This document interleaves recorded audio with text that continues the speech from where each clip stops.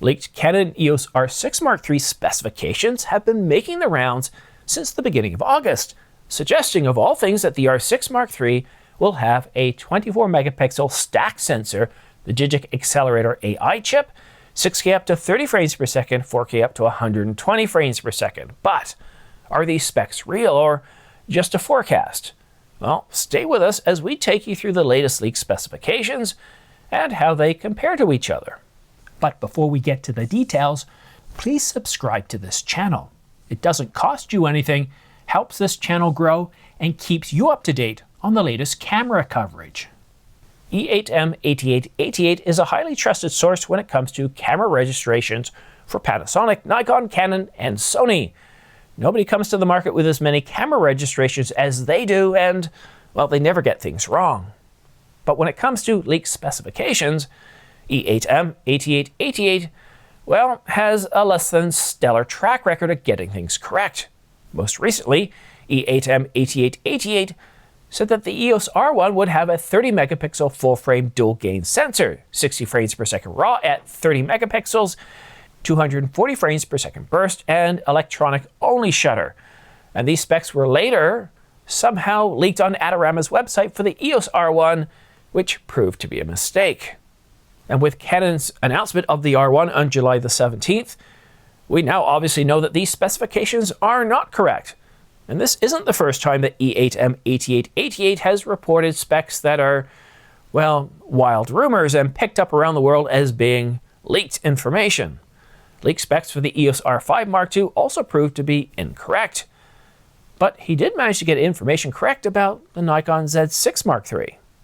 And for those reasons, I've held off publishing a video on the Canon EOS R6 Mark III specifications because I don't like covering wild rumors. Whenever Sony Alpha Rumors comes out with wild rumors, I generally leave them alone. But when they come out with trusted sources, I'm on it. The same thing when Canon Rumors comes out with other people's wild rumors, I'm less likely to jump on that bandwagon. I was hoping to get some validation over the past couple of days, but sadly I wasn't able to. But one thing I did find is that there's a few reliable sources out there, and what I did is I looked at Canon Rumors and I looked at what E8M 8888 said, and, well, there's some interesting discrepancies between the two. So let's first have a look at what E8M has put out there and how likely these specs are. The R6 Mark III will get that Digic Accelerator chip, Canon's new AI chip, which first appeared in the R5 Mark II back in August, and will appear in the EOS R1. And this is expected. I really do expect Canon to put that new Digic Accelerator chip in the bulk of their cameras, not just the cameras that sit on the top shelf. I mean, after all, Sony has put their AI processing chip first debuted in the A7R5 and every other camera released since. But this is the first case where E8M specs differ from what Canon Rumors has said. Canon Rumors was very clear on their story that they published in August the R6 Mark II would not get a Digic Accelerator chip. And then there's the sensor. The R6 Mark II has a 24.2 full-frame sensor. It's not a stack sensor, it's not a partially stacked sensor. Well, E8M 8888 says that the R6 Mark III will get a 24.1 megapixel full-frame stacked sensor. Well, more specifically, what they said, it's going to get the, let me read this correctly here, it's going to get the LC1720 sensor.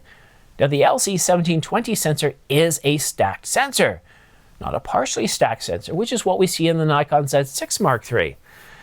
That's interesting. That's bold. Now, the R6 Mark II was supposed to get a stacked sensor as well, but they held off on it. And that's one of the things I got wrong when we talked about the R6 Mark II specifications back a couple of years ago.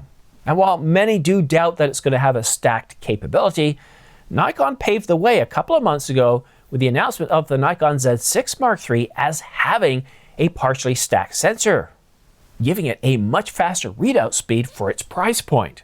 And Canon Rumors more or less agrees, stating that the R6 Mark III is going to have a sensor that's based off of the R3s, and the R3 has a stacked sensor, so ergo, well, the Canon EOS R6 Mark III will therefore have a stacked sensor. The key thing to remember here is that the Nikon Z6 Mark III, released a couple of months ago, has set the bar. It is best in class, so looking at all the specifications, it's kind of hard for Canon to ignore a stacked sensor, whether partially or not.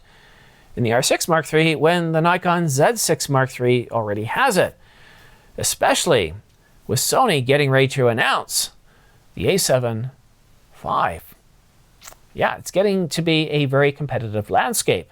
E8M says the high-speed processing will be capable of 30 frames per second, 14-bit RAW, but the R6 Mark II can deliver 40 frames per second RAW, so the specs seem a little bit suspect here. And IBIS? Well, like the R5, the R6 Mark III gets a boost to 8.5 stops of stabilization, along with having the same autofocus system. But it's the video specifications from E8M that really stand out. DCI video recording at 6K up to 60 frames per second and 4K up to 120 frames per second. And with Cinema Raw Lite Super 35, we get 6K up to 30 frames per second and 4K up to 60 frames per second. Canon Rumors doesn't provide any autofocus capabilities, no continuous shooting specs, and provides a little bit less detail. So that brings us to a bit of a reality check. The specifications that we see from E8M 8888, are they accurate?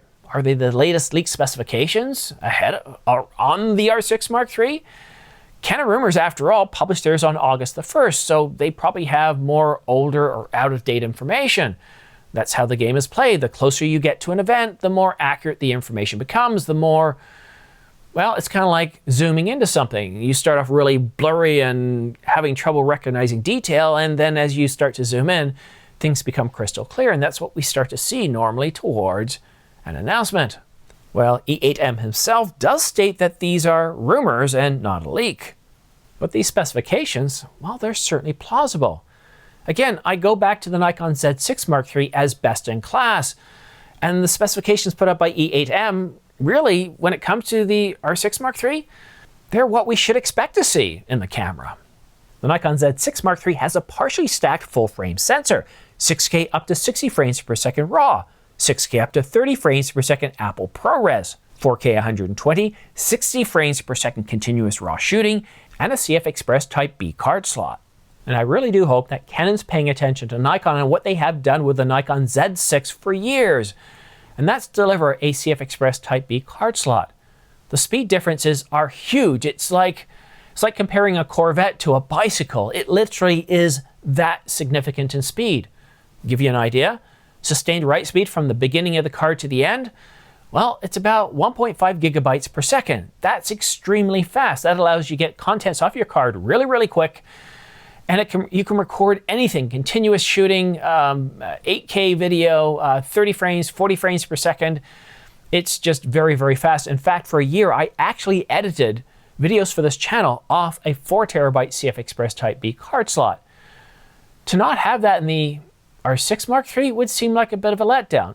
SD cards, no matter how fast, even if they're V90, have speeds considerably slower. I think we're looking at, for a V90 card, it's somewhere between 140 and 240 megabytes per second, compared to, what, 1480 megabytes per second with a CF Express Type B card slot? That's huge. That's almost a 10-to-1 difference. So I wasn't exaggerating that much when I compared a Corvette to a bicycle. Now, granted, a fast bicycle, but come on, Canon, give us a CF Express Type B card slot in the R6 Mark III. Another big advantage to the R6 Mark III over the competition will be getting the exact same autofocus capabilities found in the R5 Mark II, helped with that Digic Accelerator AI chip, providing action priority mode, and this autofocus system will definitely set it apart from the competition. But despite everything we've talked about here, if we actually take a deep breath, pause for a moment, is this that much better than the R6 Mark II based on what you need in your workflow as a hobbyist, as a professional? I asked the same question about the R5 Mark II, and I bought it, and for video purposes, for what I shoot, 4K fine Canon Log 2, full-size HDMI port, and all this wonderful stuff, yeah, I do notice a huge difference with the R5 Mark II. But for many others, portrait photographers, school photographers, if you have the R5 Mark I, it's more than enough. In fact, for some of those scenarios, even the R6 Mark I would be more than enough. All I'm trying to say is, With the R6 Mark II currently $500 off at B&H, Adorama, and pretty much the rest of the space out there, all the retailers, would you not be better off served by that? It's $5 cheaper than the current Sony a7 IV, which is about to be refreshed by the a7 V. And of course, the Nikon Z6 Mark III, it's cheaper than that by $500. And if you're interested in purchasing the R6 Mark II or any other cameras, there's a huge amount of sales on right now from Canon and Nikon, but not so much from Sony. And not just cameras, but lenses as well. I've got about 20 to 30 of them in my description down below, way down there in the description. And I got to tell you that we're not talking about $100 off or $200 off. We're talking huge discounts. And actually $100 or $200 off on some of their more affordable cameras and lenses as well.